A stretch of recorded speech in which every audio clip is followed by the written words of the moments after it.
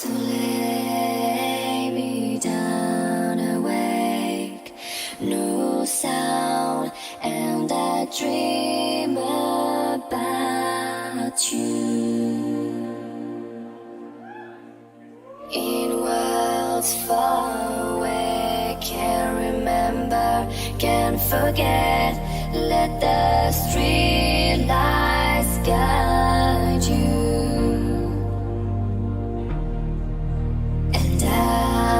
Take you there, set you free, let you go, then come back to me.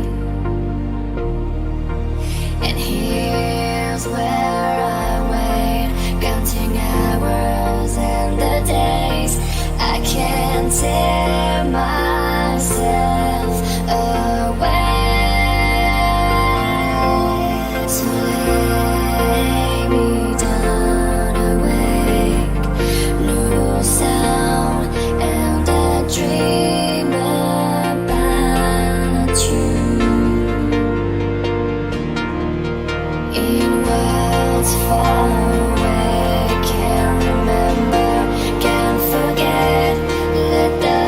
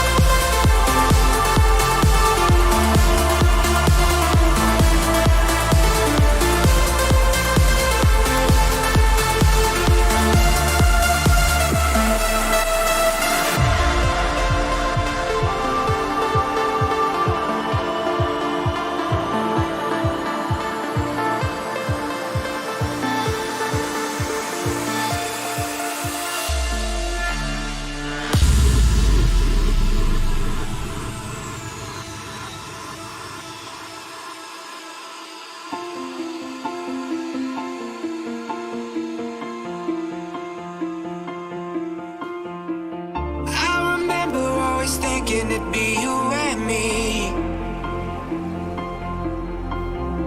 You turned around and took the earth out of my galaxy. And now I'm wishing that I could buy more time. Some decisions were never mine. No, don't take the arrows from my heart. No, without them there I'll fall apart. I know you had to leave my world behind, but I traded all for one last goodbye. One last goodbye. One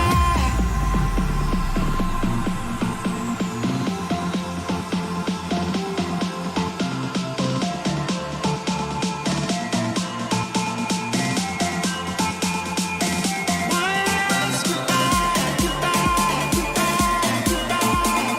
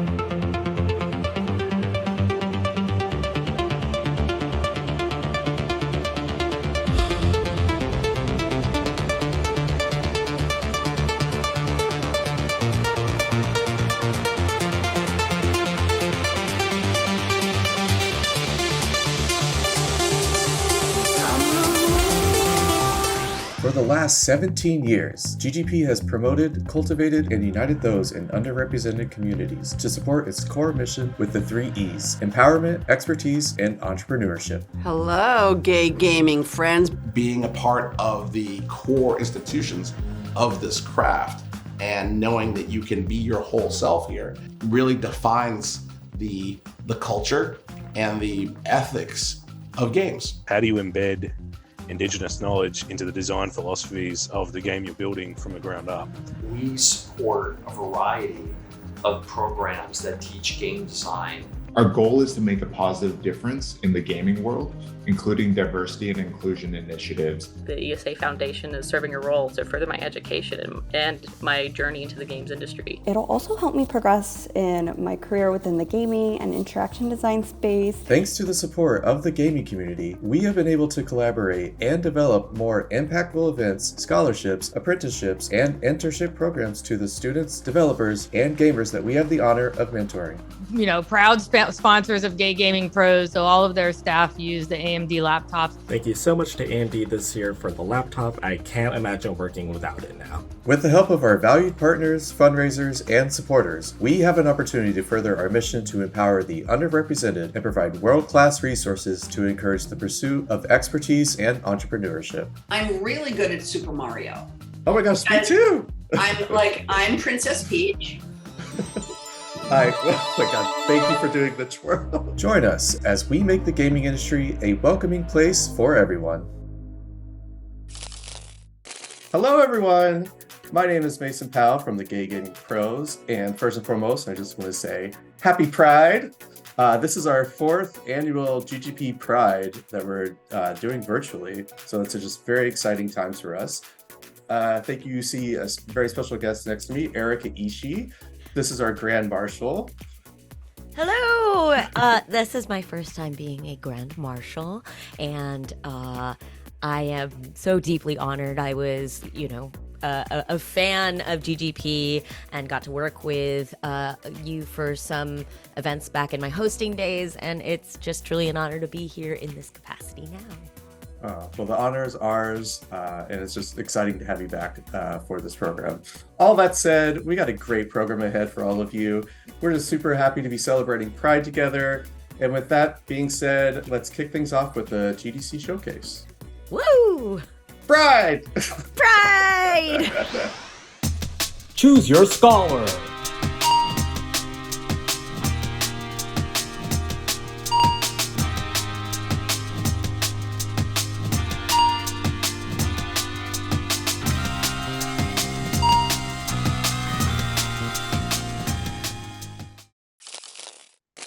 Hello, everyone.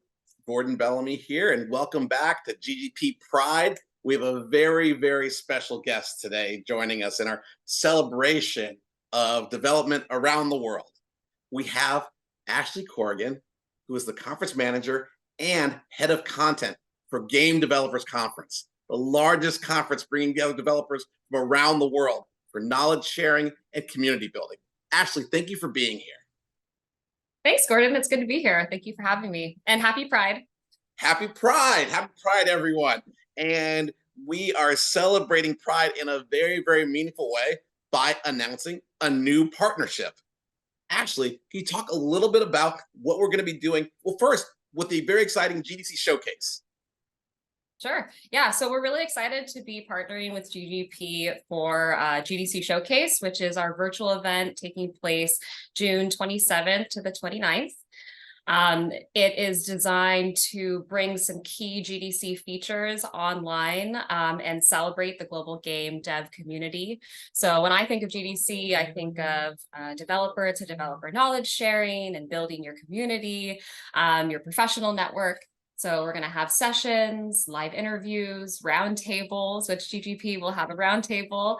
And also some networking spaces too. So it should be a good time. And it all takes place online. All online, so you're already there. You're just one click away from being a part of the showcase event.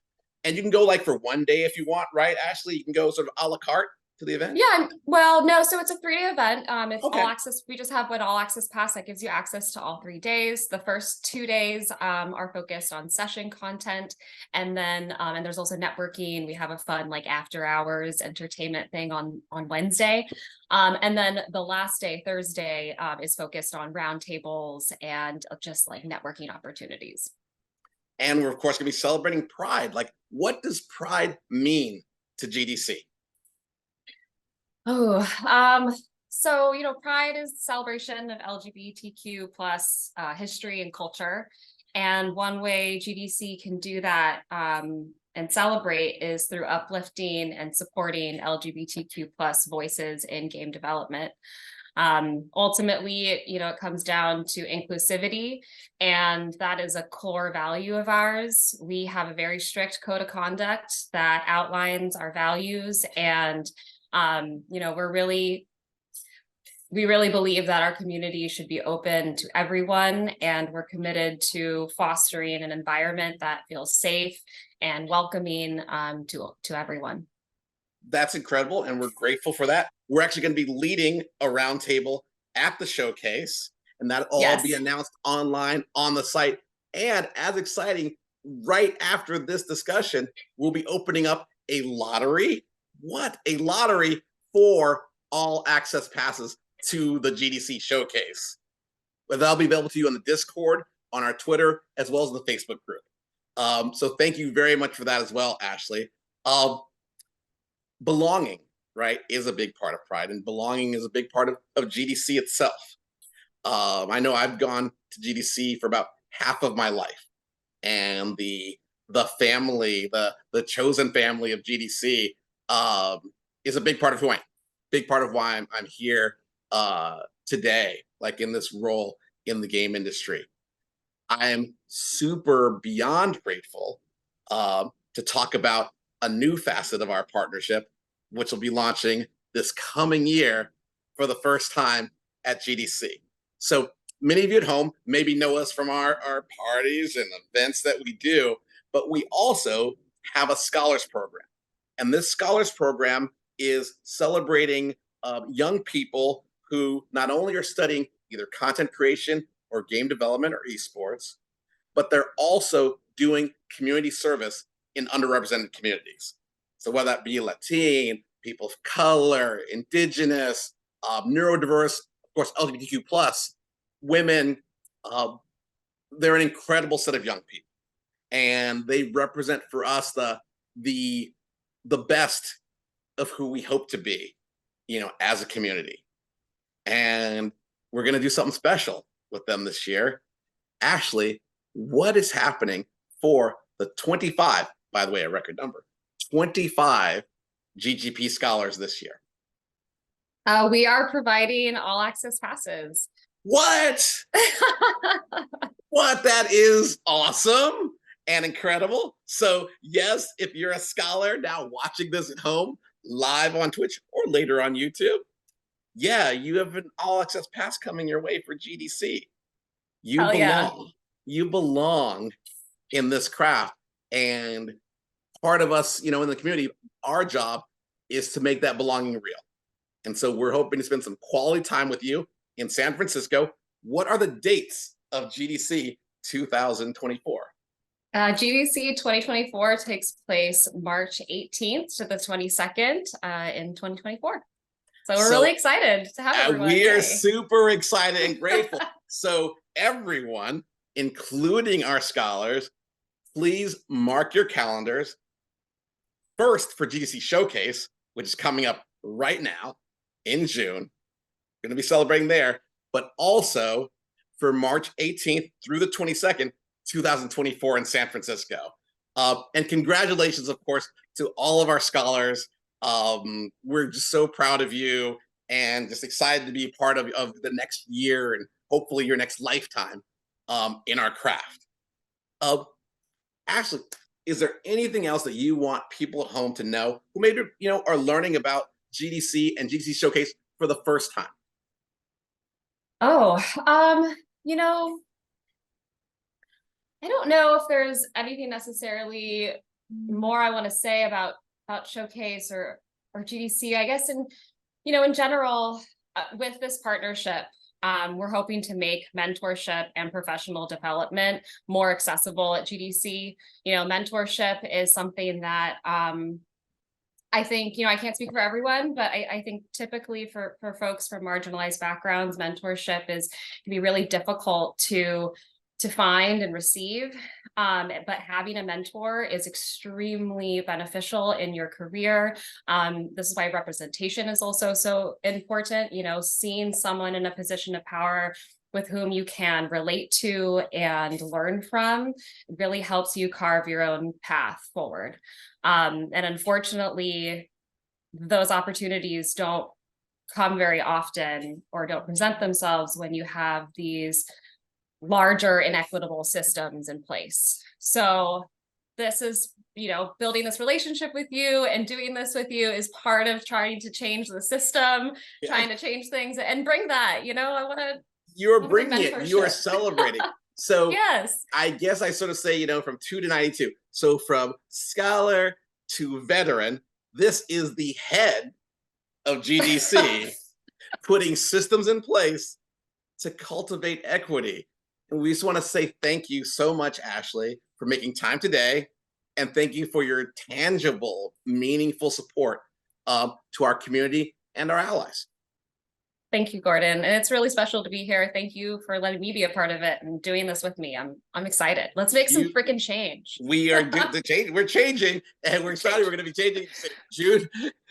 June, let's give them the dates one more time. Showcase. What are the dates? June 27th to 29th. Okay, there it begins. Join us. June 27th, 29th, GDC Showcase. We're going to be there. And then March 18th through the 22nd in San Francisco, GDC 2024. Hey, thank you very much, Ashley. Happy Pride, everybody. Happy Pride. Thank you. Thank you so much for joining us for another GGP Pride. Welcome to another year where we provide you some amazing, impactful content here virtually on our Twitch stream. This is something that you can watch live and also watch on demand later on, maybe with some family, maybe with some friends, maybe with your own community. But we are so excited that we get to yet again present GGP Pride to you. So I think that the most important thing to start off with is, one, I want to introduce myself. My name is Abby Hamilton, and I have been a proud member of the Gay Gaming Professionals for a few years now. The way that I got started is I actually was at Facebook Oculus providing very inclusive spaces through the DEI B community over there. And the GGP was actually brought forth to me to partner with.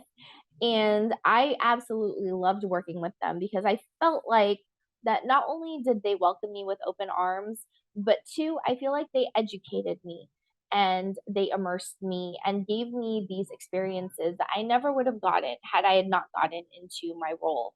The Gay Gaming Professionals was definitely someone who allowed me to see how it really truly was to understand and cultivate the experiences of those in the LGBTQ plus community, especially in the gaming spaces.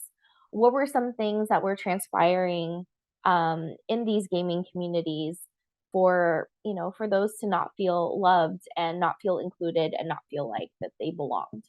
As someone who grew up questioning also, whether she belonged or if she was included, or she definitely felt like she had a space, this was definitely something that I wanted to pursue and learn more of. I wanted to immerse myself in understanding not only about the LGBTQ plus community in gaming spaces, but just the community as a whole.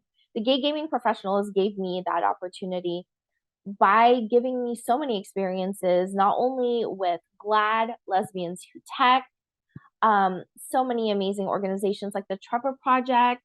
Also, we have worked very closely with a lot of gaming companies and their DEI B councils. And I feel like that this is super important, especially today. I feel like we need to immerse ourselves in these underrepresented communities and just understanding one another.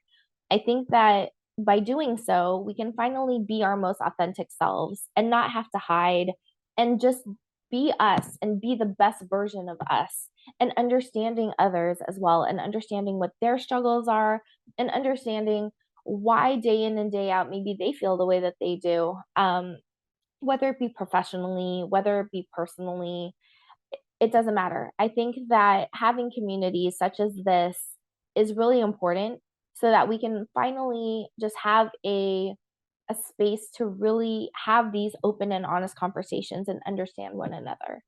We actually hold every month a DEI B conference call held by the GGP, but we feel like this is definitely translated to something so different. I myself pride myself on being very well versed in the mental health and wellness space and how important that is to incorporate, again, not only in our professional lives, but also personally. Because how can you be your most authentic and best self at work when you can't even be your most authentic and best self, like in your own personal life? So I know that this is a huge topic that we should be talking about all the time, and we definitely do. The GGP holds these conference calls to not only have a space and have a platform for us DEI B practitioners to just talk and communicate and also learn and just support one another. but it has actually shifted to something that we call #INeedAMinute.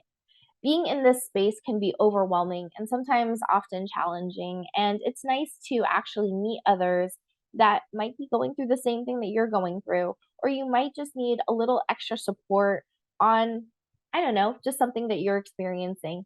And what's really great about this is that there's always new members coming in, and we also have returning members that come on this conference call. And I feel like we have definitely built a community of love and support and understanding. So every month on the third Thursday at 3 p.m. on Pacific Standard Time, we actually hold these conference calls on Zoom. And again, it is your hour. We want you to tell us what you want to talk about, what's on your heads, minds, and hearts, and we will go from there. Sometimes we do have an agenda, but we want to just put the focus on you and put the focus on anyone who just needs that additional support. We also encourage you to tell us what you'd like to learn. So something that we've done just recently this year is actually put out a Google form where you can tell us what types of topics, what type of experts you'd like to see on our conference call. And what we'll do is we'll work on getting that content together so that we can present it to you. But again, it's not only for DEI B practitioners, it's for anyone that needs support. We've definitely had people just drop in and just say, hey, I'm struggling with X, Y, and Z. I'd like some additional support on this. And having a community that is so loving and so understanding and just lifts you up is something that everyone needs. So why not take a minute, which is actually an hour, and join us every third Thursday, every month at 3 p.m. Please contact any one of us, myself included, for our Zoom conference call information. And please, we encourage you to share it. Another thing that I'm super excited to announce is we are bringing back GGP Honors 2023. So we've been doing GGP Honors for 2 years now, and it's been amazing because being in the space of diversity, equity, inclusion, and belonging, again, sometimes can be a thankless job, and sometimes it can be a little overwhelming. So we want to take the opportunity with GGP Honors to celebrate you.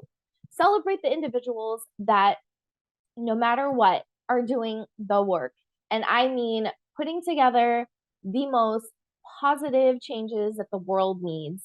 And sometimes you're doing that and you're not getting thanked or you're not being celebrated. And this is your moment to shine. We encourage anyone to nominate themselves, nominate their company, nominate their organizations, their teams, anyone who you feel is doing positive work to create change in our spaces.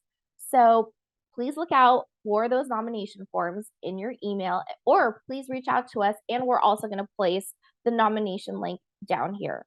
So anyone who has done amazing work from last year, June 2022 to May 2023, we highly encourage you to please nominate them. It's time to celebrate you. It's time to celebrate the work that you do and the positive change that you're making in this world. Choose your scholar.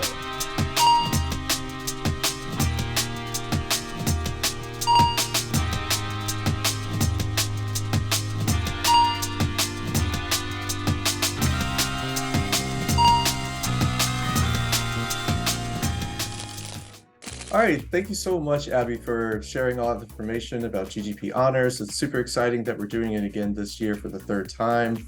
Nominations are open, and we're honoring, all aspects of the industry that are creating systemic change for DEI efforts. So thank you again, Abby. And just also want to give a really, really special thanks to Ashley and Gordon from before. It's incredible that we're offered the partnership and for your collaboration to come to us and then provide this experience for all of our scholars this year. It's the first time that we're able to afford the opportunity for them. And so you've already seen a few of scholars so far. There's going to be more coming up ahead, but we're going to switch gears right now. We're going to kick things into gear for our first gameplay. It's a long journey to an uncertain end, and then shortly right after, we're going to do an interview with the studio of the game, Chrispy Creative, and with the founder, Kylan Coates, and our very own Eric Frankson. See you soon. Choose your scholar.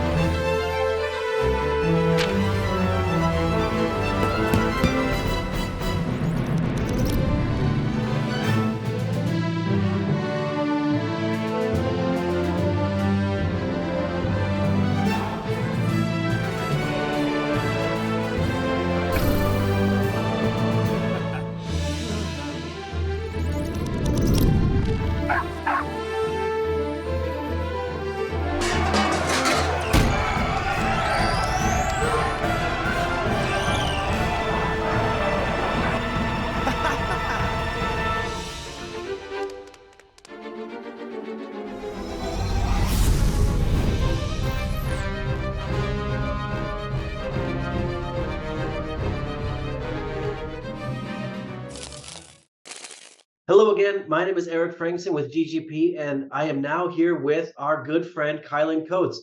Kylan, I'm so pumped for your game, A Long Journey to an Uncertain End. I'm excited for you. I'm excited for Chrispy Creative. Why don't we start by introducing yourselves, and then let's get right into the game. Sure, absolutely. So yeah, as Eric said, my name is Kylan Coates. I am the founder and creative director of Chrispy Creative, and our studio is going to be releasing very soon our first title, the queer narrative space opera, A Long Journey to an Uncertain End. Awesome. So we saw a little bit of the footage just a moment ago, but space opera. Help me understand from a gaming genre perspective what the story and experience is going to be all about. So it's a narrative game, so story is very important to us. My background, and actually a lot of the team's backgrounds, we've worked on narrative games before or worked at narrative heavy studios. Before founding Chrispy Creative, I used to work at a studio called Obsidian Entertainment, known for their stories. Our narrative lead, Ro Williams, they worked at Telltale Games, worked at Obsidian as well, worked at pretty narrative heavy studios. So story is a big thing for us and for Long Journey. The premise for Long Journey, you're a sentient spaceship on the run from your abusive ex. Not only are you a sentient spaceship, you're in a universe where sentient spaceships are outlawed. So these big sort of larger than life themes are where we get into the space opera-ness of the game. Being on the yeah. So, I've always wanted to be part of a crew. Never thought I'd have the opportunity to be part of the ship. I love it.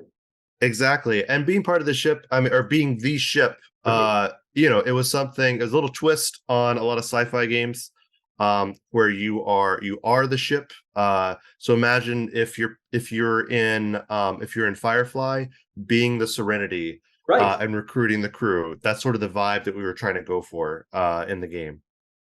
So tell me about some of the narrative components. You said it's a strong part of the game. There's clearly a main storyline, right? But what kind of autonomy do you give the players to explore the world in their own way? So it's a great question. There's this the sort of push and pull with the player of you as the ship, you get to decide which planets you go to, and we have a wide variety of planet types. They're just as diverse as the characters that you meet on all of them. And then the way that you experience the planets after you land on them is actually through the eyes of your crew. So you recruit this eclectic crew. We have this fantastic cast of characters. It can be there's a drag queen on the run. There's a non-binary pilot. There's a disabled pickpocket. There's this fellow sentient AI who actually created their own robotic body, and they're existing on the edges of society. As you recruit these crew members, you can send them out on jobs on every planet that you land on.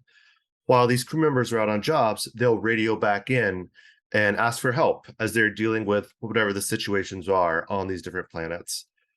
So the the diverse, like the stories are sort of all over the place. They're you can be helping out with helping farmers do sort of basic things like repairing their fields or repairing equipment, to helping jilted lovers get back at their spouses, to uncovering dark truths of the government that's going on. It's this whole wide gamut. So tending the cattle or investigative journalism, sky's the limit. Absolutely. We actually, one of the crew members you can recruit is a runaway who actually wants to be an investigative journalist. Right. And you get to find out more about her story and the life that she left and why she wants to uncover the truth. So yeah, there's a lot of narrative, a lot of really cool stories in the game. So you teased out a little bit about some of the diversity of the cast, the breadth of their personalities, characters, etc. When making this experience and considering diversity, equity, inclusion, in the real world, right, as well as your game world, how did you navigate that, and what were some of your guiding principles or some of your North Star thoughts on how you wanted to represent your characters in the game? Oh, for sure. I mean, one of the big things just from the get-go that we wanted to do was that representation, was that inclusivity. Our team is incredibly diverse. We wanted to create characters that look like us and look like the people in our lives. So when we have a drag queen on the run, while I haven't done drag myself, I'm friends with several drag queens. We had a drag queen at our wedding. So that was something that, who doesn't want drag queens in space? That was an authentic story we could tell and bring in an authentic character we could bring in to the game. Same with non-binary characters, characters that are part of the queer community, characters part of the disabled communities. We could bring all that in because these are lived experiences for a lot of our teammates. One thing I love about your game that I know we talked about in previous conversations is your pronoun builder tool at the beginning of the game. Can you talk a little bit about that? Oh, for sure. That was actually something that it's gotten more attention than I think we planned on doing it, because at least for us and for me specifically, it was something that just seemed so obvious. Sure. In putting the player as a sentient AI, as a sentient ship, we wanted to sort of give an opening for people who are not part of the queer communities necessarily to have a sort of easing into what is a quintessentially queer experience of like, hey, you're an AI. How should we refer to you? What should we call you? Are sort of the more traditional pronouns appropriate? Should we use non-binary pronouns? Should we use neo-pronouns? You're an AI, you're a different life form. How should we respond to you? So with that, the custom pronoun editor just seemed to make sense. And just from a gameplay perspective, it's just variables. So it was fairly straightforward and easy to do. We're already swapping out variables for the player name, for the crew members' names, all of that. So we just expose those variables to the player. They can add in whatever pronouns they wanted to. It was easy for us to do, and it's something that I'm hoping we can show and share with other studios of like, hey, this is actually really easy and resonates a ton, as we've seen on our social medias everywhere, resonates with very specific type of gamers incredibly well. They're seen, they feel seen, they feel included, they feel represented. It's just an easy thing to do, just like having colorblind modes, just like all these other small accessibility features we put in. Having a custom pronoun editor, easy thing to put in, and it just means the world to players. So it's easy to put in, so just do it. Yeah, I love when video games take the opportunity to train empathy for their players. And I think what you just called out is subtle, and like you said, not too technically complicated to do. But when you talk about players who might not necessarily be asked these questions often, what are your pronouns? How do you like to be addressed? To stop and reflect on that is kind of a subtle and very interesting form of empathy. And I really appreciate how you called that out. It makes me wonder what other opportunities in your specific game, there might be to kind of look at life from a slightly different lens. So your ship, you're in your own discovery, but there's also some bias against you, isn't there, as an AI? Oh yes. Like you said, it's illegal. It's I guess scary, maybe unfamiliar for mainstream. Can you talk more about that? Oh, for sure. I mean, the at the time we've been working on this game for about 4 years. So at the time we were talking about, part of the queer experience and having your very existence sort of legislated and made illegal. That's very much part of queer history.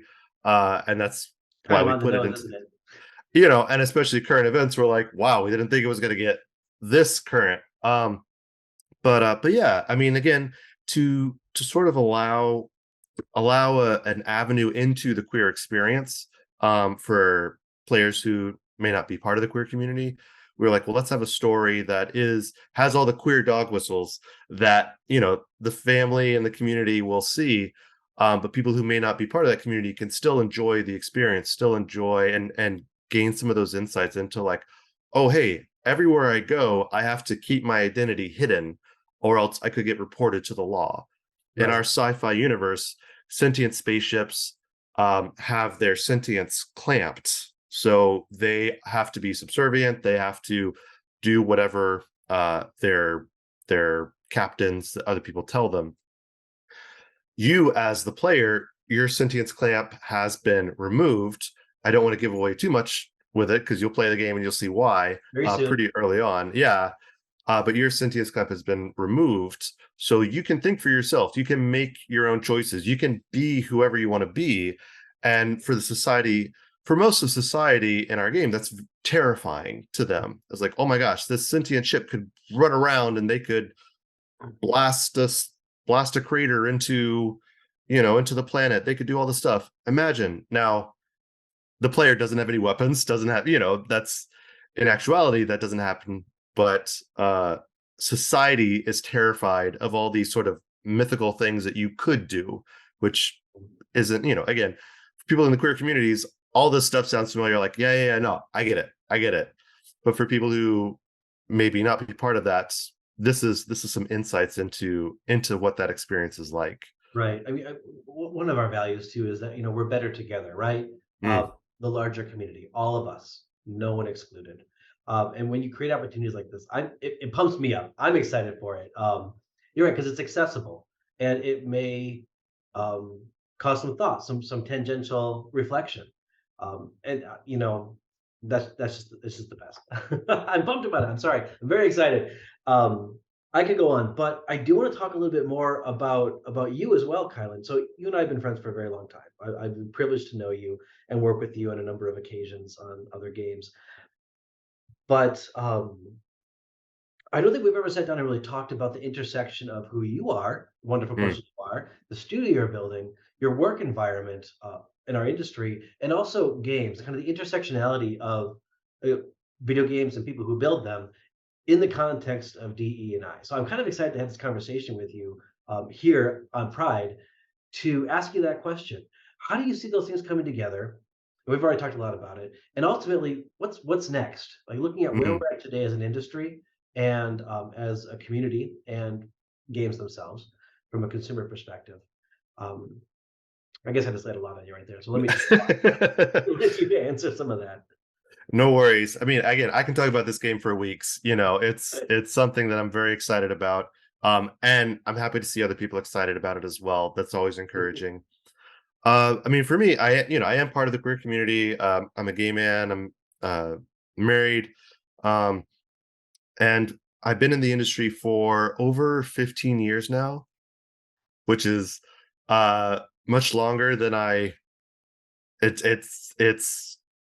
with the average career span of I think 3 years or 4 years in the industry, something like that.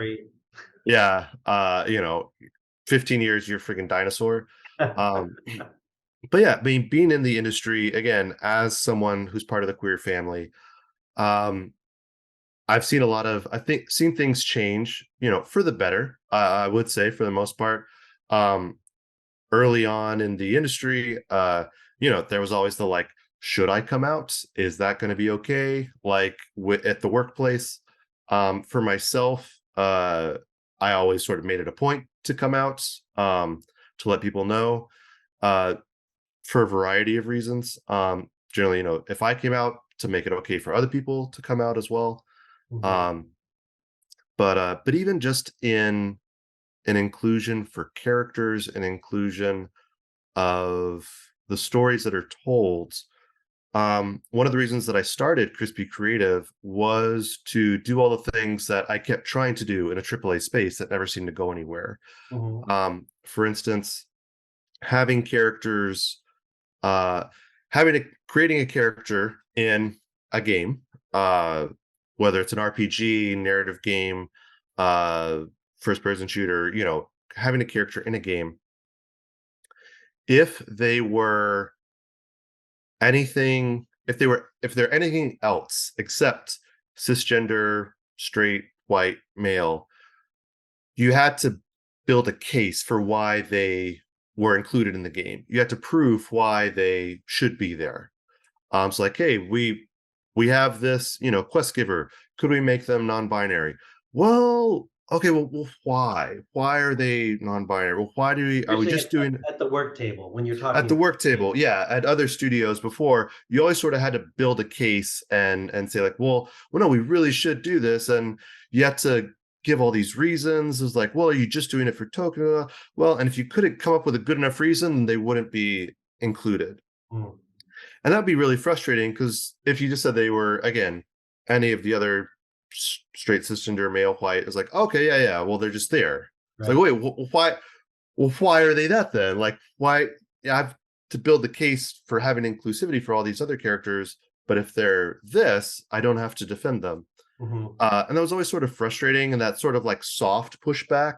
And you would never hear like, well, it's not that we don't want to include diverse characters, but you just have to give us a reason why. I was like, they exist, like queer people exist. There's a different goalpost for this conversation versus other conversations. Exactly. So with Chrispy Creative, we flipped that with all of our characters. Actually, we have this, it's called diversity matrix, where everybody has to be something. So no one can be straight, cisgender, able-bodied, white, male. Like they have to be, everybody has to be something. And that's, as long as there's something, then you don't have to defend their existence. It's like, okay, that's where we get a non-binary pilot in our games. Like, okay, are they had think, okay, cool, they exist. You don't have to defend them. They just exist. People like that exist. Drag queen exists. Cool. In the game. Like, you don't have to make up a reason for or justify their reasoning for being there. They're just there. And again, that was easy, not only with my lived experience, because these are the people that I'm around all the time, but with our team, because our team is diverse. These are people that are in their circles, within their communities. These are people that we see as people that are part of queer communities, people that are part of non-traditional communities. And we just include them without any sort of I'd say a fight, but without any sort of like, yeah, those people exist.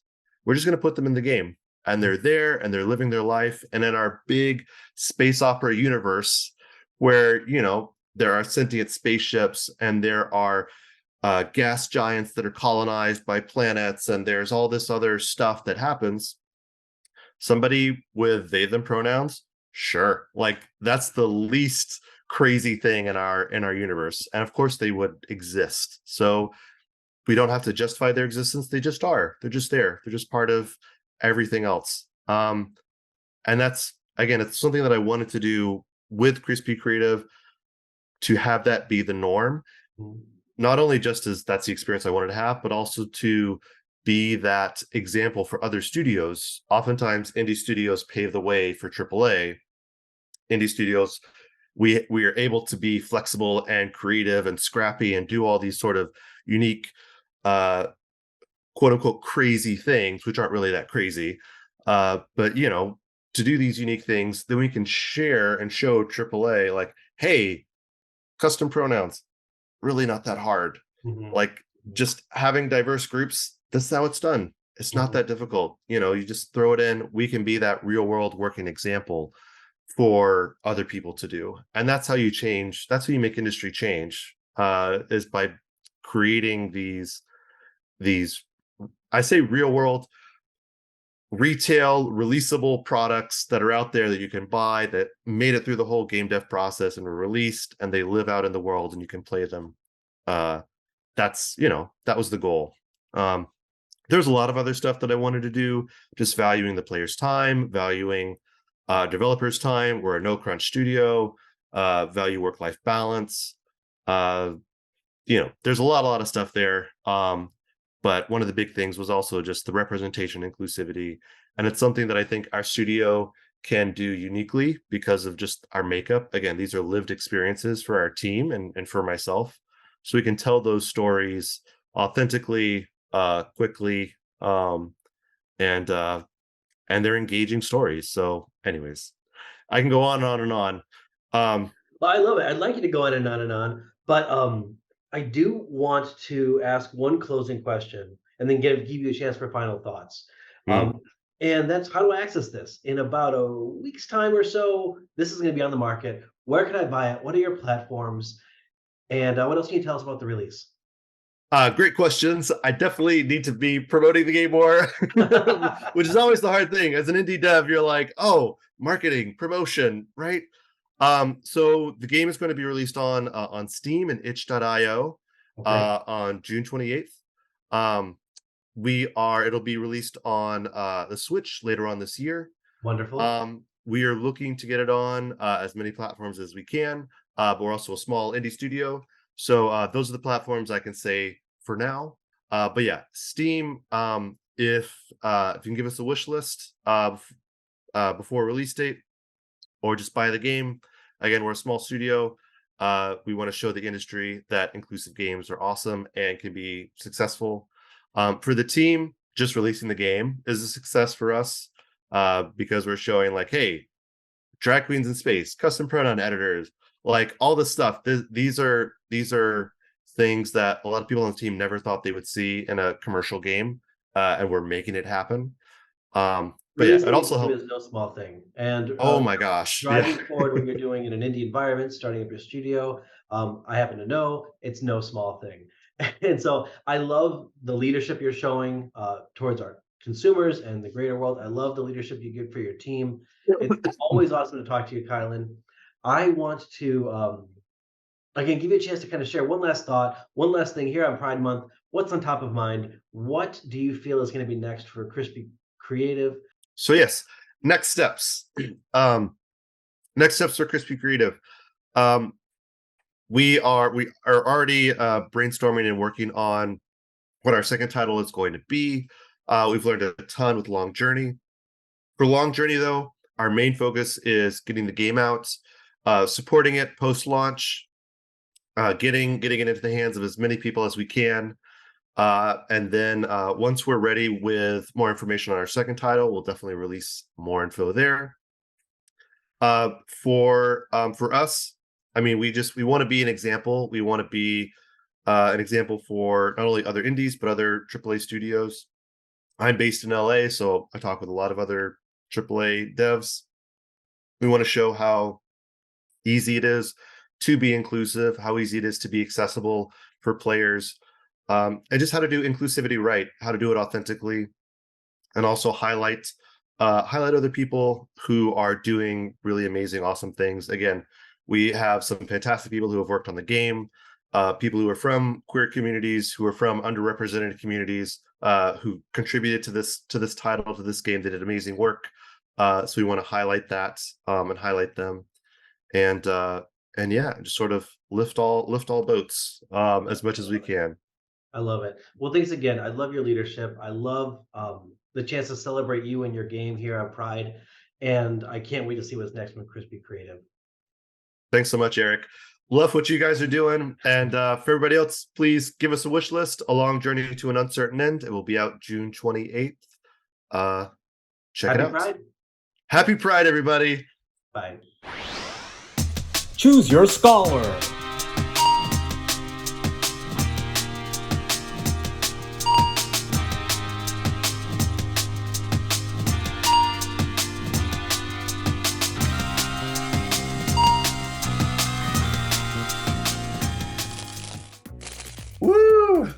Scholars, more scholars.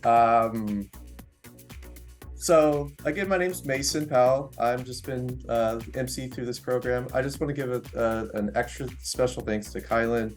Kylan's been super incredible to see your journey opening up a studio and then having your first product launching very soon in the future. We're all so happy for you here at GGP, and thank you for being part of Pride with us too. So now we're going to switch things to our next part of the programming. We're going to do another interview and playthrough, this time with a product called Gameboard. This is a very, very unique thing that's been created and launched. I won't give too much away because we're going to be talking about it and with the principal designer, Jen Purcell. And you also get a little bit more of Eric Frankson. So I'll see you all soon and enjoy the next part. Choose your scholar.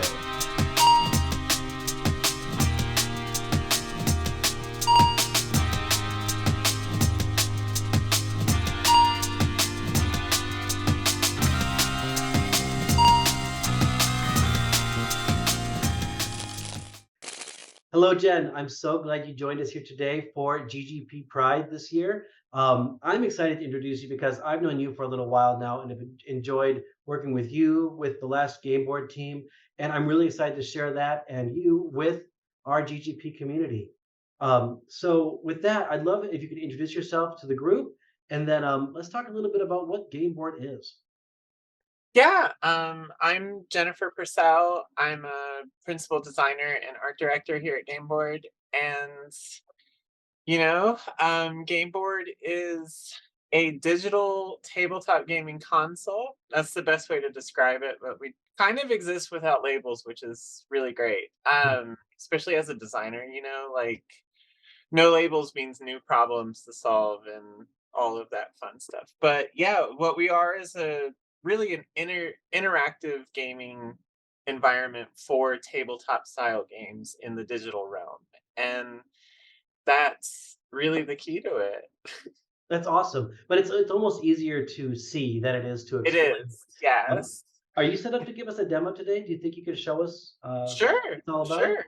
Well, I have it behind me, so if you see me using physical pieces, which you can on the game board, Okay. then it'll react on the screen here. But awesome. So I'm going to open our newest game, which we're really excited about. We're announcing it currently at the Licensing Expo in Vegas, and that is Last Defense, and that is done by Funko Games, which is really exciting to partner with. That's awesome. And you have a lot of interesting partners coming through this group. We do, like Skyship. Like Skyship Studio. And yours truly. Let me get a couple users here. Just going as guests. Come on. How many players can the game board support? So Gameboard supports up to 8 players. Okay. That will be extended if you put game boards next to each other and extend the play surface. So all in all, you could end up with infinite amount of players if the game enables that. And that's because the game boards themselves are modular. So when you put them next to each other, you can grid them is what we call it. And that just means that you can have more real estate for players, more space for play. And that really gets into like the TTRPG realm, which was our original spark for the product. Mm-hmm. But then classic style board games and stuff like that actually became more of our focus the more we got into it. And that's because enhancing these plays, we've all been a part of that board game empire, like Tabletopia, all those, and then like the Steam versions of games, which I know you're very familiar with doing. Mm-hmm. And it's always lacking that board game quality, that tactile idea of board gaming, but you get all the benefits of the digital still. So we're trying to marry those two ideas together. Well, I was going to say, when you talked about tabletop role-playing games, a lot of folks, myself included, really discovered a lot of virtual tabletop tools during the pandemic, or as our parties have dispersed across the globe. And those are awesome tools, but there's nothing quite like being around a physical table with your friends. And it Right? sounds like we can take all those benefits of those virtual tabletop engines or some of our favorite board games here, and still have that in-person experience, which I love. Sorry, let me turn the volume down. Sure.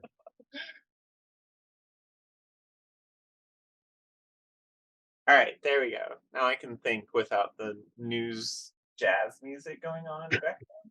Sure. There we go. So you have your dice on the screen, and you got your players on two sides of the board going on right now. Mm-hmm.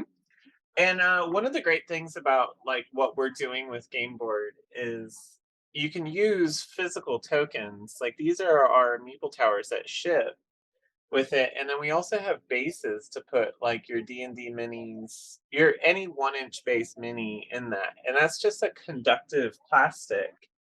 So then what you can do is you can interact on the board. So let me get an appropriate color here for Barbecue Dad.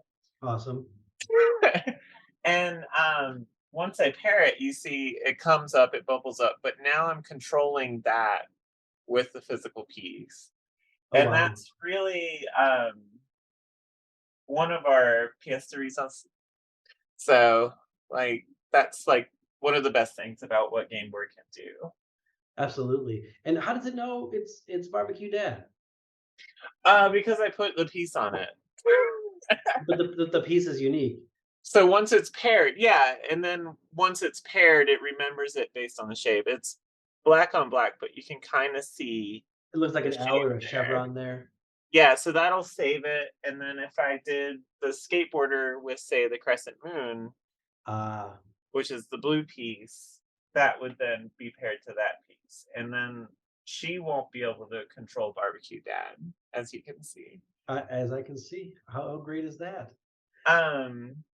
Yeah, so that's one of the more exciting things about the game. Uh-oh, we got a junk blob. I'm just gonna let that go while we keep talking. Oh, okay. We'll deal with that junk blob at a future time and date of our choosing. Well, this is exciting stuff. How long has the company been around? It's relatively new, right? It is relatively new. We were a pandemic startup, as many have been lately. And it was really born of that idea of like, I want a board game physically, not in these weird 3D environments that you have to do everything through mouse and keyboard and stuff, and really still have that connection, but be able to do it across the network, across the world. And that was what the idea was born into, and mainly with TTRPGs, so D&D, Pathfinder, etc. And our two founders, Shale and Tim, they were the brainchildren of this, and it was from that need. And so it's been about 4 or 5 years. I've been here for 3 years, and I was only the 6th employee, I think. So That's awesome. really since the beginning. And yeah, we just went straight from a really, really rudimentary prototype to funding and got it started. So it happened all really quick. Well, they're lucky to have you, and they're lucky to have you for so long in such a small group and such an early stage of the company. But you guys have been really public facing. I mean, right now you have some team members in Vegas, you mentioned. I know you've done other trade shows. So I'm really curious, in all those events that are going on, what are people saying about this when you're sharing it with consumers? Well, generally, people are really excited. There's, of course, the people, and I'm even one of those, which is a unique perspective when approaching building a product like this. Is like you have those holdouts where they just really like the touch, the smell of a board game. You know, like you open the box of Catan, it's gonna smell like cheap paint, wood, and cardboard, and like you can't beat that smell. So when you're talking about designing games and experiences for the digital environment, um most people get excited, and I think it's a generational thing. At these conventions, especially like Gen Con, people get ecstatic about it. We show them D&D with directionality on the pieces, where like you can actually like turn the pieces and have it follow on the D&D apps, the VTTs. And we just show them those simple things. We show them the grid modular setup, and they go nuts for it. And that's all we have to do, because there's already a culture built around digitizing D&D maps and those experiences. So you've seen the TVs inset and tables, I'm sure, and things like that. And really, we just want to expand on that and make that a better experience. And so we're generally met with excitement. Our first couple years were not so much met with excitement from our licensees. I know that Skyship and Gloom was an early one, which thank you, because you gave us hope.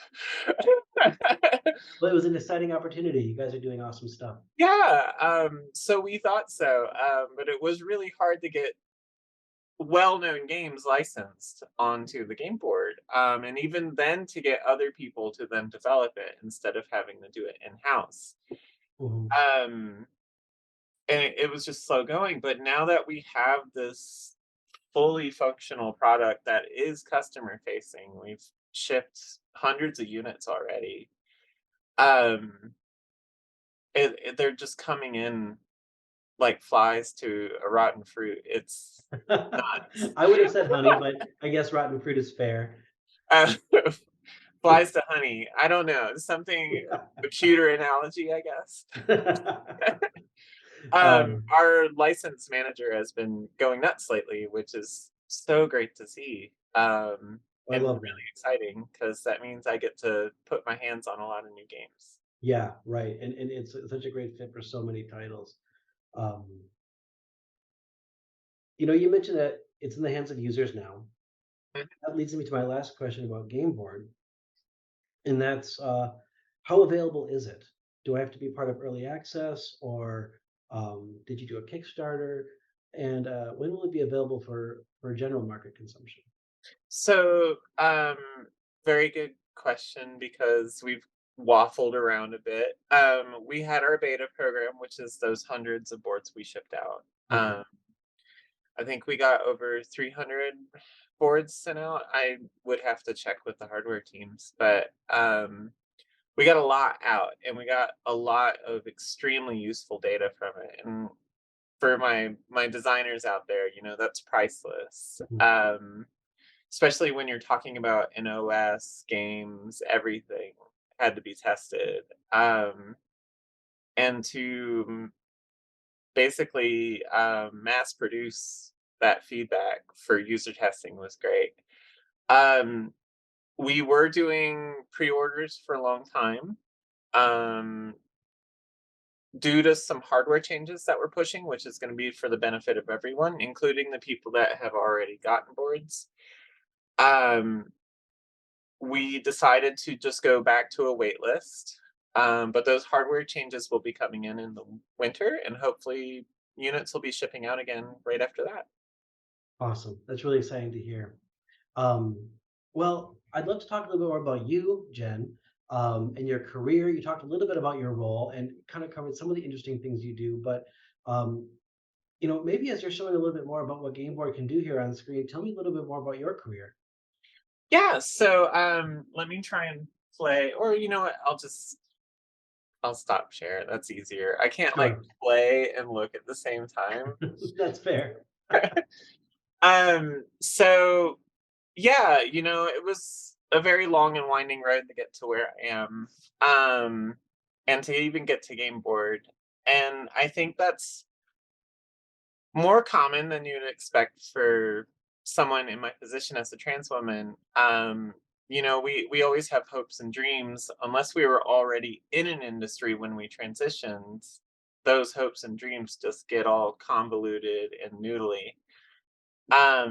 My original aspiration was to be a teacher, and I was a teacher for a while, which I think more former teachers should become product designers, because of the empathy and having to teach a kindergartner how to do a lesson plan, I think is the best way to train yourself for how to explain to a user how to do the most basic function.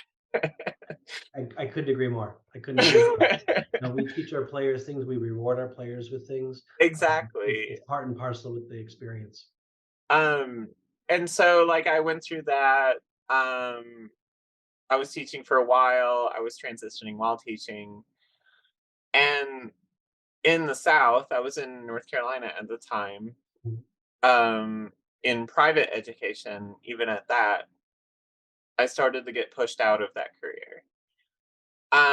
So then like I moved around. I did a lot of archival conservation for fine arts because my schooling background is in fine arts. I have a master's of fine arts.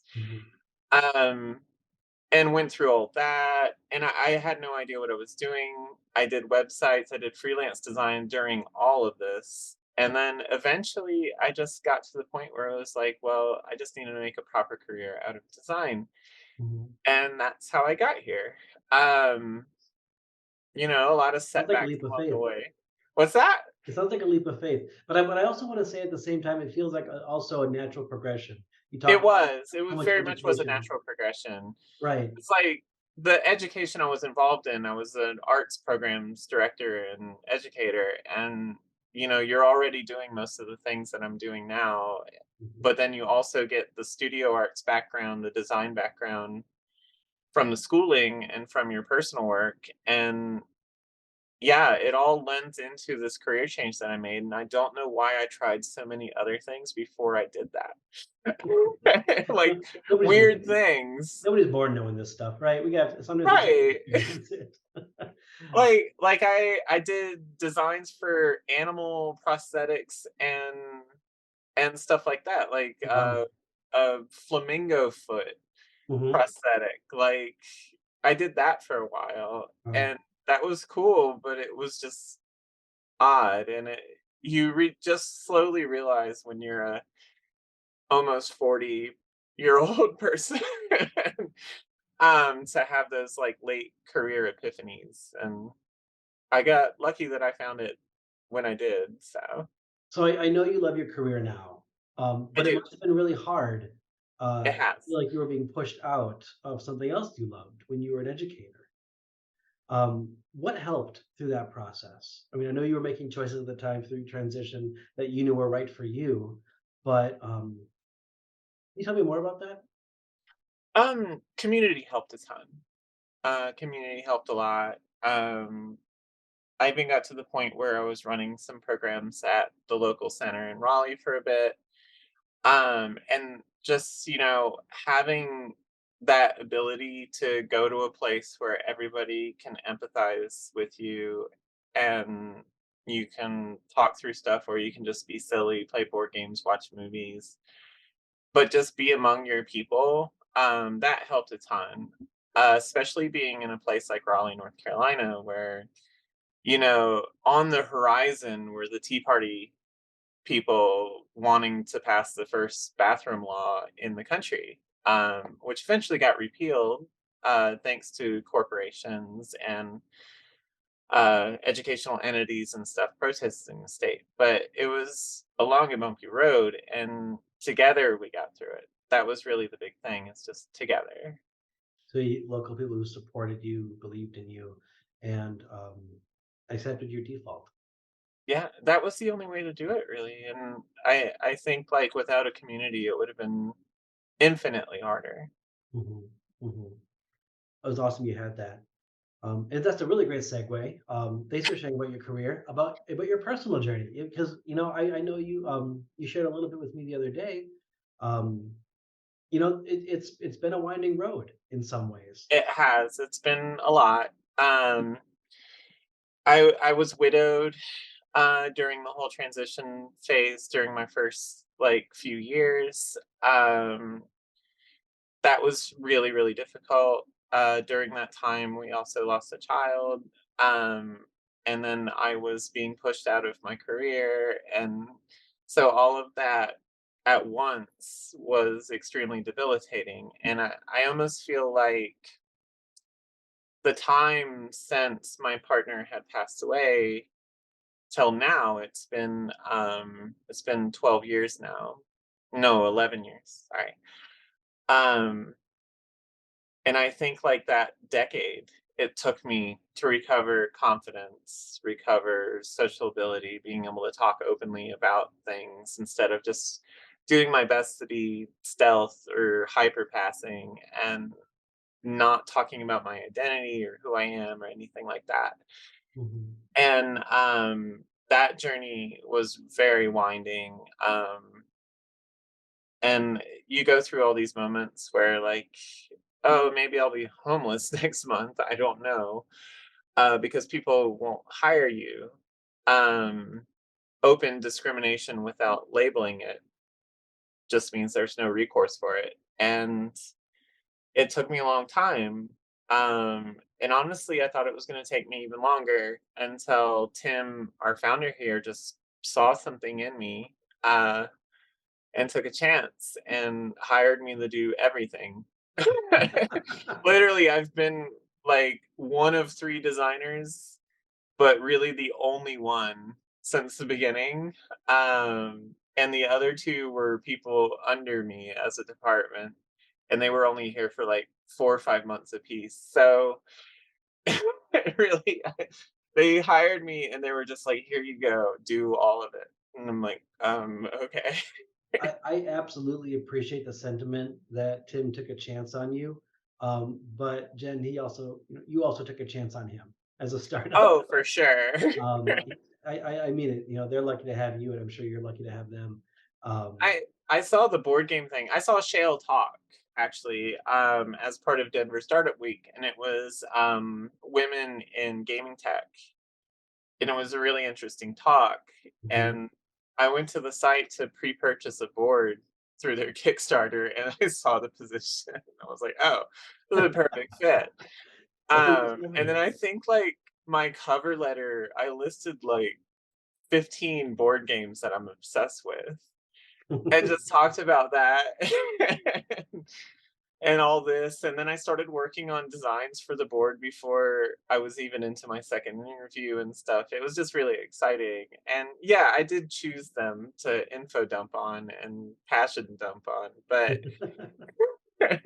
I'm still really lucky to have been a part of this, because to come out of a career change and into a product where you're building something so exciting and new is really lucky. I'm not sitting at a big corporation making the same button forever, and I lucked out, extremely lucked out. So That's awesome. So all of those things you mentioned happening at once. Yeah. It sounds like it all kind of came in at the same time. It did. And same question as before. What helped you through all of that? I mean, again, friends and community. Mhm. Some partners along the way, Mhm. but really just staying busy, getting through things. Music helped a ton. I don't know if you can see, but like I have many synthesizers and stuff like that. There's more on my desk. There's like 5 more on my desk. And like doing that stuff, being a part of queer community, music community, having queer partners, queer friends, and people through trauma sharing and stuff, doing group therapy helped a ton. Game nights, all of that and above, all that jazz, that helped a ton. And otherwise, you would fall apart, or you would just have to do one big massive change. But I think getting through that decade it's all down to the people around you. When you look back and kind of reflect on it, on who you were and what you made, milestone as the beginning of your journey, whatever you might define it as, and to who you are today. If you would look back at yourself, what do you think you tell yourself at the beginning of that? Like during the first of all that trauma, I would just be like, hey, you're gonna make it. It's fine. I don't know what else I would say. I wouldn't want to spoil anything. Because then it would just change who I am now. Create a paradox loop. Like that butterfly effect, Fair. I would really just console, or maybe even just support. Um, I think that's a big thing, is just support from the background might have just helped it. But I don't think I would have changed any of it in how I dealt with it. So Mm-hmm. So your gender identity has gone through transitions. Your sexual identity has gone yeah. through transitions. Did all that happen at once in this big moment, or was that more of a phase? I think it was a slow thing. Mm-hmm. So I've been transitioning for 15 years. And 5 of those years I was in my relationship with my partner that passed away. Um, so all of that was happening before all of like their passing, the loss of a child, career loss, all of this was already happening. Um, so that didn't really change much. It just kept going its natural course as it does. And the one weird thing though with my queer identity, my sexual identity, was I came out as straight 4 years ago. And I think that's something uniquely trans experience. Because like growing up, I've always been bi or gay in different phasing in and out. Um, just queer in general. And then it was like a loss of my identity when I realized a lot of things and a lot of performative uh not attitudes, performative um Biases, maybe? biases, actions, yeah, I was doing. And, once I allowed myself to be free about that and everything, it was just like, oh shit, I'm straight. So then, then I mourned my queer identity a lot. Mm-hmm. It was when community had been so important to me and everything like that. And I was like, well, am I still a part of this? Am I still identifying in this community, in this queer community and stuff? Is trans enough, to bring you into that when you're in straight presenting relationships and things like that? And that was like a weird gradual change, and that was a more recent change. So yeah, that was wild. So for a long time, you held on to a bi or a gay identity, I did. and over time, growing into yourself and exploring how you felt about these things, it sounds as if you came to the realization that maybe wasn't for you or wasn't authentically you. Yeah, and it was, your sexual identity doesn't change. It's just ingrained in you. And it was just that realization of like, oh, well, now for some odd 15 years, I've been this. And I can allow myself to be like more introspective on that instead of being like, well, I have to be with women. People expect me to be with women. Mhm. And just throwing that out the window and being like, yeah, fuck that. And it's funny how it happened actually. Like me and my best friend had gone through breakups and we were going hiking in the mountains. Colorado's beautiful. Just to like clear our heads and feel great about things. And we're sitting in the drive out there, and she's talking about how she's probably never going to date a man again. She's definitely gay, and she's having this like identity epiphany. And as she's talking about that, we start comparing notes about our attraction to other genders, and then I'm just like talking about my attraction to men and all this like straight stuff, and then we're just sitting there and I'm just like, oh god, no. So like it was this moment. She still describes it to this day that she could see my facial expression just change like immediately, where like that clicked in my head. Right. You can It was almost just see the like literal light bulb going off. it was, and it's nuts to think about. Like at the time, 37-year-old, like, oh shit, I'm straight. I don't like this. But So, again, back to your community and your support, you had people you could talk to and explore these ideas with, and you were comfortable doing so. yeah, actually, I mean, at that point, like the gaming groups are what got me through. Because I had a lot of queer gaming friends and stuff, and really just playing board games, playing D&D. They would just make fun of me relentlessly for not being bi or gay anymore. They were like, "Oh, the straight girl's here." It's like, oh, come on. So they could laugh about it a little bit, and that gave you. Oh yeah, about it a little they bit. still tease me about it. It's apparently like I'm one of the most stereotypical straight girls they know, and it's hilarious. But anyways, Well, Jen, I feel like I could talk to you forever, but I'd love to kind of close out with talking a little bit now that you shared about Gameboard, your career, which yeah, has of been an course. interesting journey, personal journey. Um, I'm curious about the intersection of those two things. And I think you shared a lot of it along the way, but if you had to kind of think about it in conclusion and kind of where you at on your personal and professional journeys, how have these things come together in a meaningful way? Are there other things that you're really excited about? Are there other things that are challenges to you? Well, there's a lot of new challenges with Gameboard.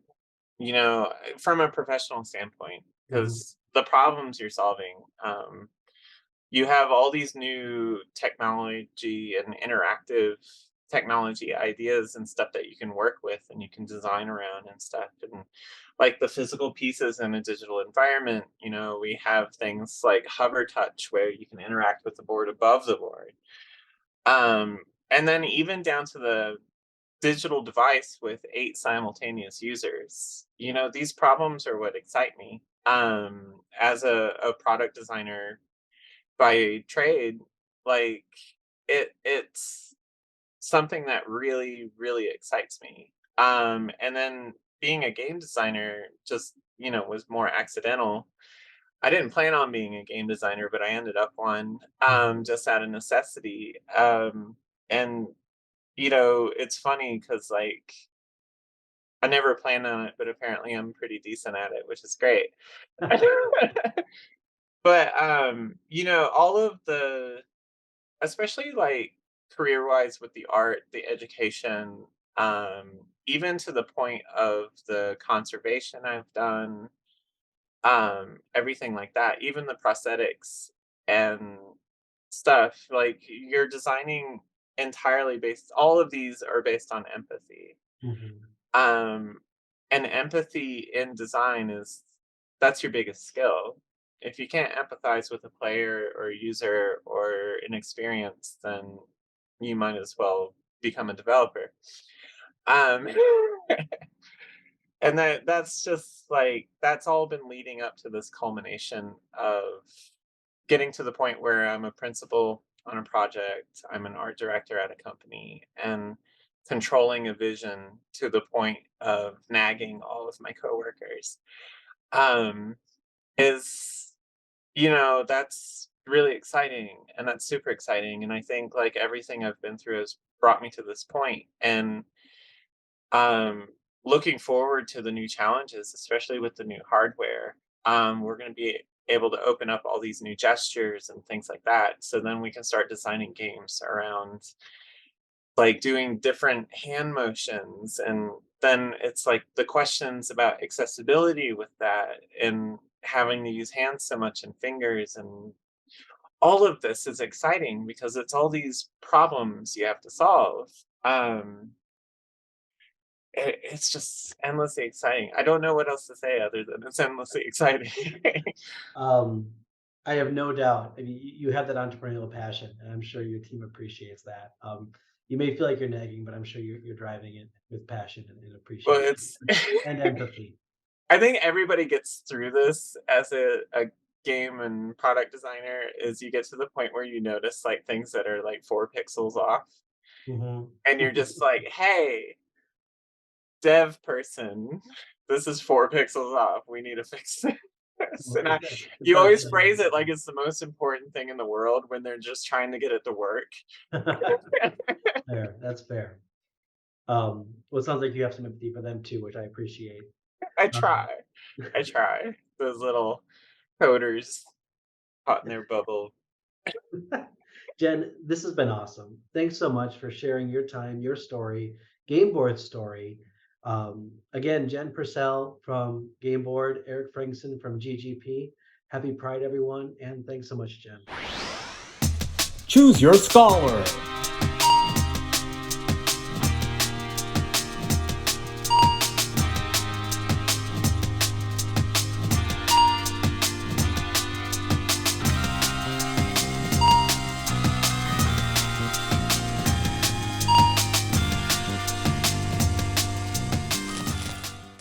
All right, and what you all just saw was the last handful of our scholars. So that's 25 you got to see during today's programming. There's all very inspiring students. We're excited to see what they're going to do for the future of the games industry. And I just want to give another special thanks to Jen. Thank you for sharing your personal and professional journey. And then we're just all super excited to see the team that you're a part of and for the launch of Gameboard. And so we're going to move on to old dear friend of GGP, Leslie Puritano. Some might know her as that. Others probably know her as Love Laugh Leslie. I promise you there's going to be some enjoyment, some laughter. It's infectious. And some very exciting things is going to be announced during her talk from AMD. So stay tuned to find out what that may be. Hi, I'm Leslie with AMD. I am your best friend at AMD, and I manage our influencer programs as well as externally facing DE&I initiatives. And in my role, it has been an honor to be the AMD representative in our partnership with GGP. I've had the honor and privilege of seeing scholars throughout the years, see you blossom and grow and see all of your amazingness. And so to celebrate that amazingness, all of you scholars this year, I'm happy to let you know that we're going to be providing you with the MSI Bravo 15 laptops. And those laptops have AMD Ryzen and Radeon technology. So the AMD Ryzen CPU and the AMD Radeon GPU. And kind of like our partnership with GGP, it's better together, right? The two together enable the smart access memory and the smart shift technology for better performance to help you when you're doing your studies, when you're doing your research and your homework projects, but also some gaming. So you get to have some fun too. So I'm really excited for this year. I really want to get to know you and see how you progress throughout the year and hear your stories. So congratulations, enjoy your laptops, and I'll see you throughout the year. Congrats. Hello again, everyone. I'm Eric Frankson, and I'm here again with our Grand Marshal, Erika Ishii. Super excited to do her interview. Leslie and the AMD team, thank you so much. Thank you so much for those laptops to celebrate our scholars during Pride. So now the moment I've all been waiting for is my interview with Erika Ishii. Erika, thank you so much for joining us. I truly, I don't know what do I have responsibilities as a Grand Marshal? Do I get like a stick? I wish you had some kind of baton or yeah, I don't know, item. I feel like we need to get you an item of some kind. right. Yeah, I don't think Maybe that'll have to be after the program. that's around here. Yeah, well, I'll get a But little. for now, you just get all my appreciation for being here with us for Pride. And I've got questions and you've got answers. Yes, let us begin then. My burning question. Oh my gosh, I can't even. You've been in a lot of tabletop role-playing game sessions recorded and shared, and it's been amazing work you've done, all kinds of different types of campaigns. But recently, you announced GMing your first tabletop role-playing game. Yeah, I think. Yes, A County Affair. Yeah, I want to know what drew you to a setting where barnyard animals go on Ocean's 11 style heists. Look, I love a heist. I love a heist so much. My girlfriend actually threw me a heist for my birthday, Oh my like a gosh. surprise heist. We were on a cruise, we were on the Joko cruise, and she's like, "Come quickly, something is amiss." It was like involved, meeting a contact for a handoff of a MacGuffin and like a Bria Iyengar. Like made she and her husband made a laser maze out of red string in their like room, and it was like everything I dreamed of. But I have always wanted to throw a heist, and I think that a very chaotic heist for my friends was kind of in my comfort zone. And yeah, the fact that it's animals is like, I feel like that's the gimme, right? That's like the easy one, whenever I feel like so many companies, when they make an animated movie, they're like, how do we immediately get people on board here? It's with adorable animals. So Adorable yeah, animal cast. adorable animals and a heist. That The two box things is that checked, and the heist yeah. box.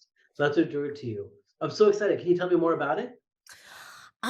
Let's see. When is this airing? Because like it's gonna people might know a little more about this.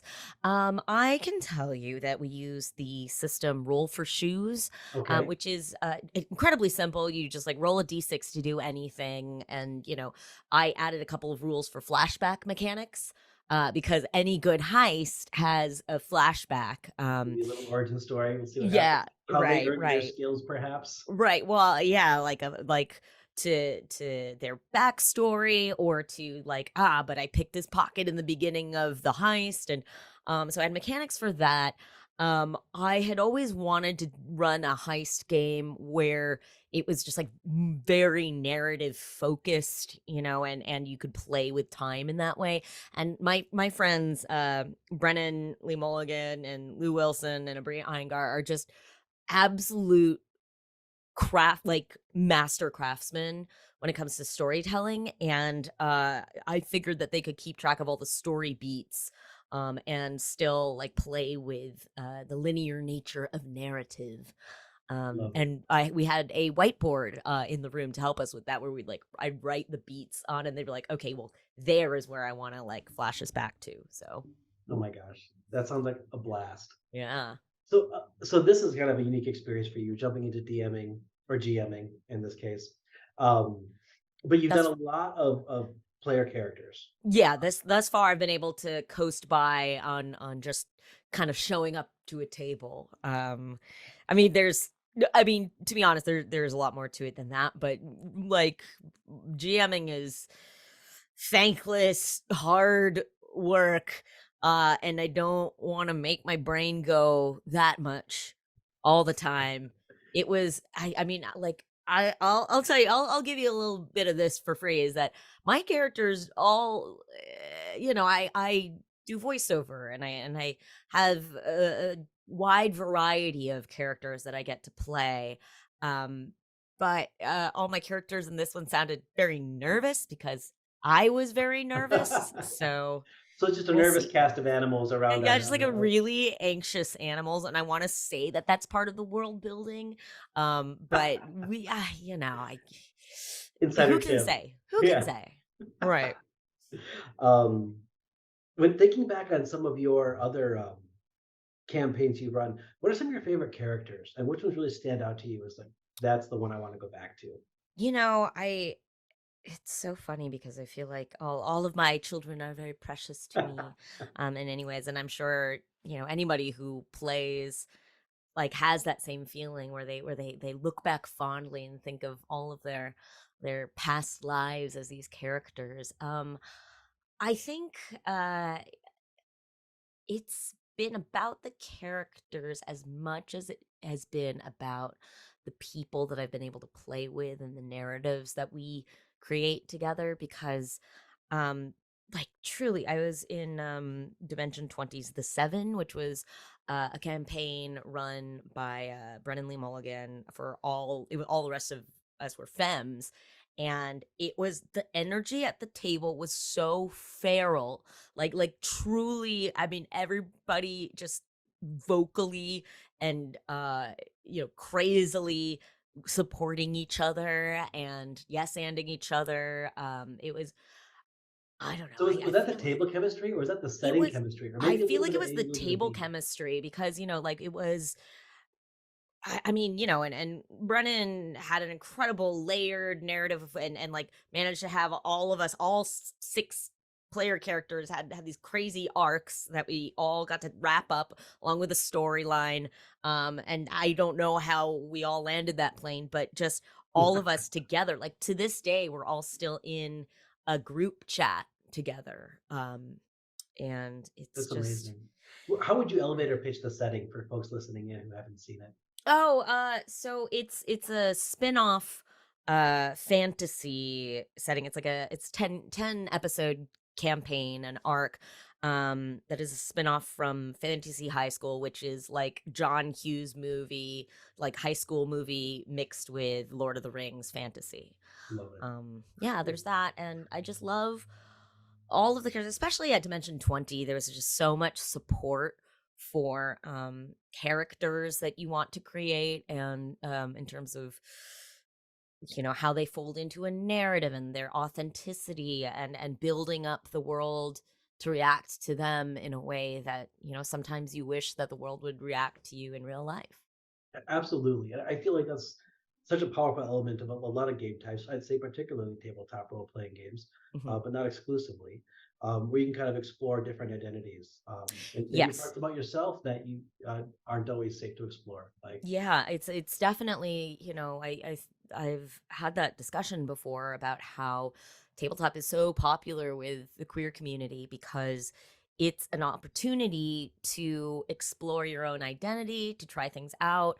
I said that I joked that my characters, since I've been playing since I was 14, and my characters dated girls before I did, and also, I remember when I was trying out different pronouns. I had uh, did characters that tried different pronouns first, and so it's very valuable to have that safe space, especially if you're around the table with friends, to find yourself and to sort of live a fantasy as you wish to others to perceive you. I love that, and I couldn't agree more. I want to ask a question, but you might not have an answer right away. So maybe I'll just plant a seed, and we can get back to it Sure. later if you don't have an Yeah. immediate answer. But in a lot of the games that I play, there's a session zero concept, right, where we get Yes, together, we yes, talk yes. about rules of the road, things we're comfortable with, things we're not comfortable with. Are there anything that like in the group formation stages that you have found like might be an aha moment? Like, that's a great question, game master, or I hadn't thought about that as far as creating an environment that allows people to explore different sides of their own personality or different character angles.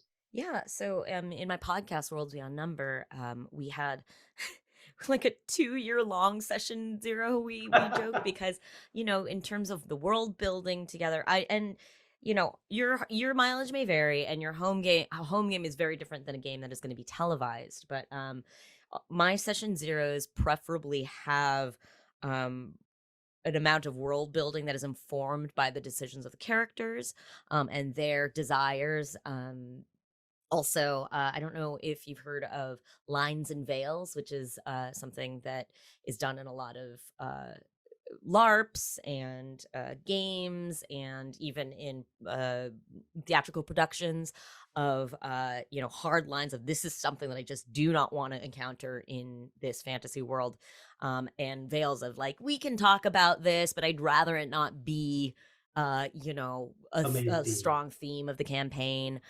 So consent and negotiating boundaries is like a massive part of session zero, and then building your characters and their relationships to the world and to one another is like really paramount, I think, and to at least to especially on camera games or on mic games, but also just in terms of group chemistry and just dropping in and being immersed in the world, even for home games.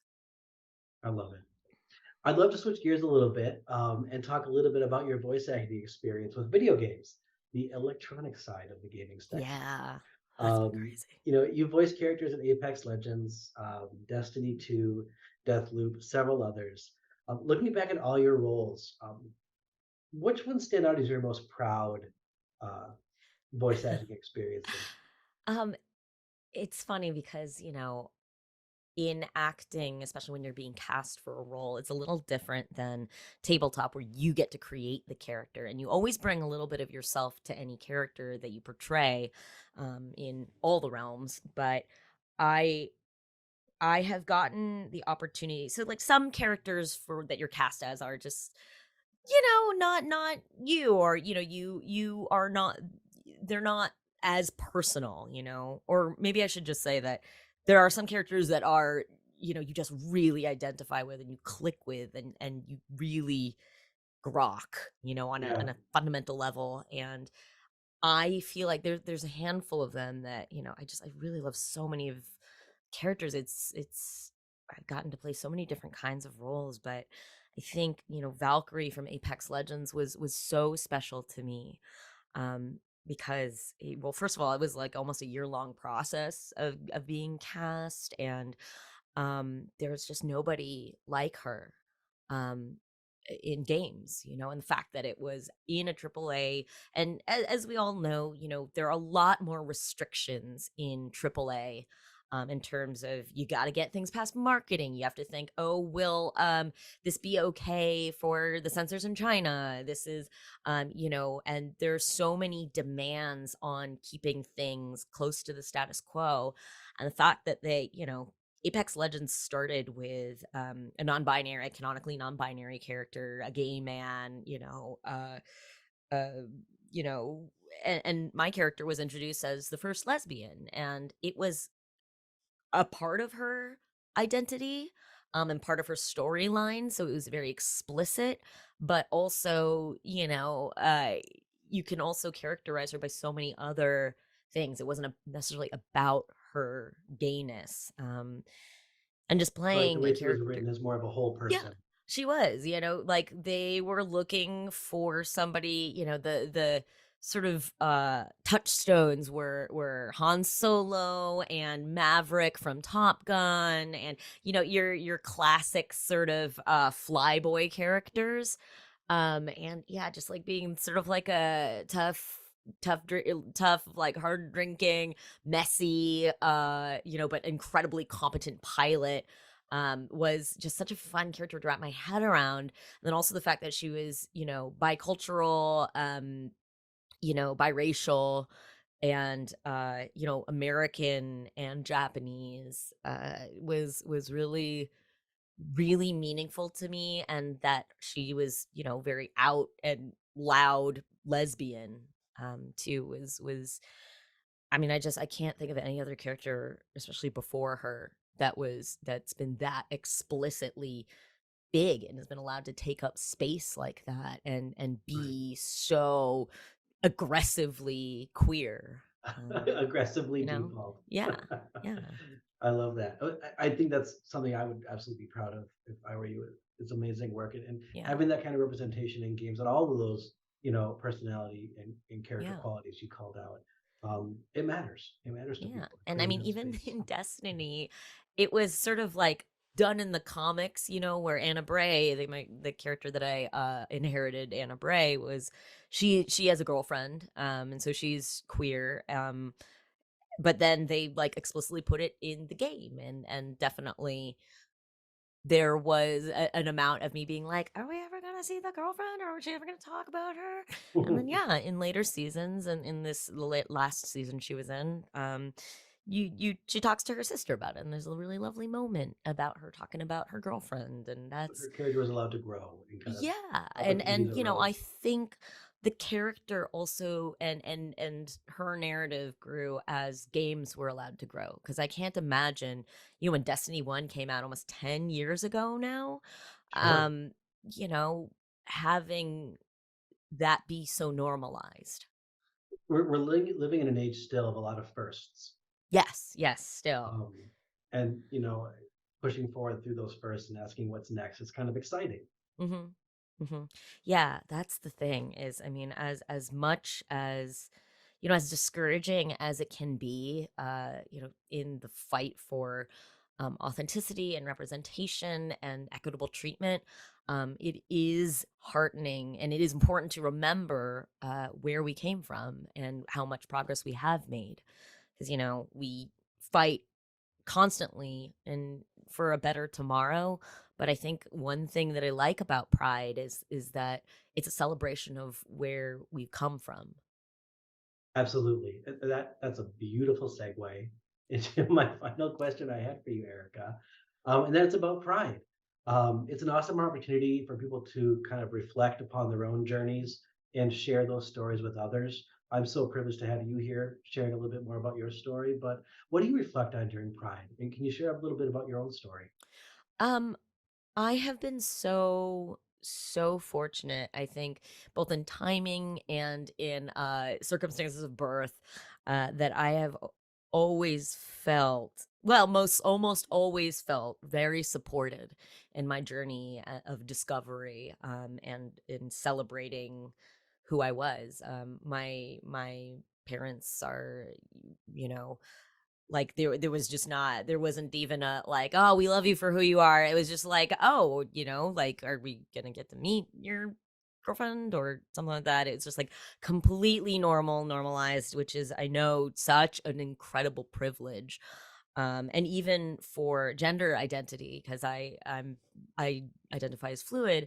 um I think one time, my mom asked me sort of earlier on, she's like, I don't like, what are this terms that what do you kids use these days and stuff.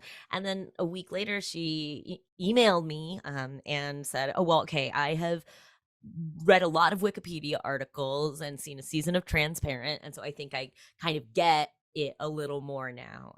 So I just am very fortunate in that regard. um Your I mom understood feel the like, assignment. She was doing the work yeah, she because did. she She loved you. did. And I'm so grateful that, all my friends and my relatives, I can feel very safe with them being um open about who I am. I think also, I think I back when I was starting up acting and I did the child actor thing, and even coming back into it probably in the early 2000 teens, there was still that prevailing attitude of, don't mention your sexuality, don't talk about your politics, don't, you just want to like be palatable for everybody. And I got very lucky in that, that started to shift, as social media became, uh you know like the thing, like sharing your lives on social media became very common. And just I had friends who were like, I don't know, you don't want to be on a Disney movie where they don't let you publicly talk about liking girls, and I was like, yeah, you're right. And being open about things has opened so many doors for me. um I yeah, as I'm sure that there are things behind the scenes that have where it has worked against me to be out and loud and proud, but I am very grateful that I am able to be proud of who I am. And I want that for everybody. Because in some ways, I feel like my sexuality and my gender and so many things about me are just very fluid and are, part of me, but not necessarily my whole identity. Right. But I like being very loud about it and taking up space about it Yeah. because, um, I know that when I see that, it makes me feel less alone. And I feel like, me getting to be my authentic self, gives other people permission to do that around me as well. I So very much hope that's that gets spread through your work. That's an amazing, um, it's an amazing thing to model. It's an amazing value and lens to keep on. I'm suspect quite a bit for you. I know you take it's that lens a off very often. yeah, it's a very it's a privilege. It is truly a privilege and an honor, and I'm always going to try and do my best to do right by the communities that I'm a part of, and let them know that, they deserve to have that privilege as well. Erika, thank you so much for sharing all that. Thank you. I thought I was done with questions, and I'm not. I need Is to there one know. more? I need to know. Is your background Night City? Because I do believe you're a resident. I am a resident of Night City. I play Ruth Sang, as well as a couple of other characters that you can find in Cyberpunk 2077. This is actually Shibuya, the model for all sort of, I feel like, 80s and onward American sci-fi. But it's actually, I think, the artist and photographer is Liam Wong, who like has these like beautiful cityscapes of China and Japan. But yeah, it's funny. I have an interesting relationship with cyberpunk, like as a genre. I both love it because it was the first place that I saw sort of American and Japanese cultural fusion, but then also it's a whole history about that we don't have time for. Next time. Next Absolutely, time. Next Pride. See you next Pride. See you next Pride. Absolutely. Our to-dos is to unpack that next time, and also find if there's a scepter or something that as Grand Marshal we Yes. you. I feel like that was a miss on our part. Yeah, I need like to a talk to someone about that. fan or like a, a scepter or at least like a major domo hat, right? Crown? Like one of those, yeah, Maybe a or fancy pin with crown, lights. There's got to a be something. lapel. We'll thing. workshop it. We'll workshop it. We'll workshop it. Awesome. But it was truly an honor to be Grand Marshal this year, and yeah, I thank you so much for all the work that you do in this community. Like as I said, we've come a long way in games, and I think we owe a lot of that to people who do the work, who are doing the work. And Well, thank you for what you do also. yeah. You are a positive force and a part of this community and a part of this family. Thank you. Closing out, let's invite our friend who's been Master of Ceremonies out with us again. Mason, do you want to come out and have the SNL moment? Hey, Yay! I've been here the whole time. Mason, will you play us out? It's been an amazing Pride. You've been an amazing MC. Of course, Final but word.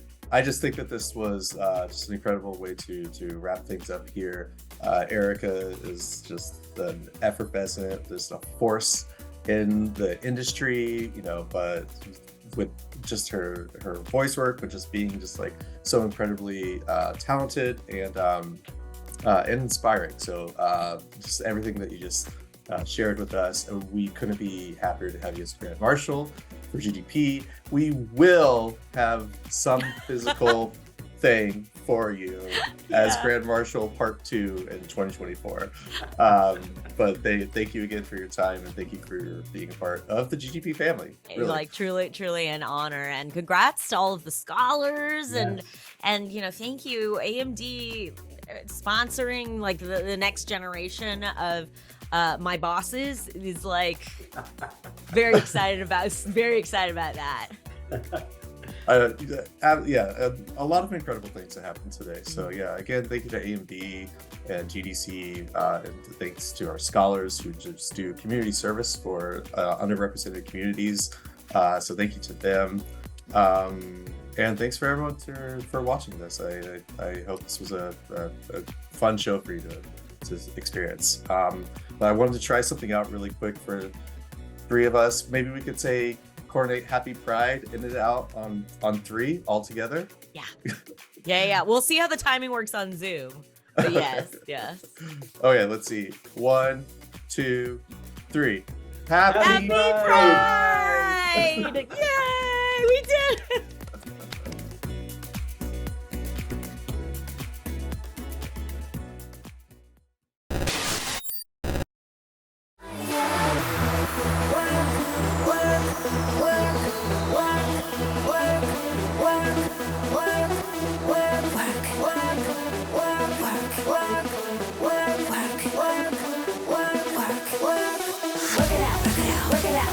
Work it out.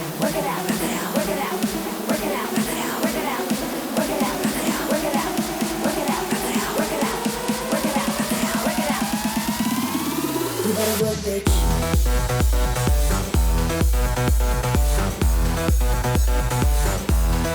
You better work, bitch.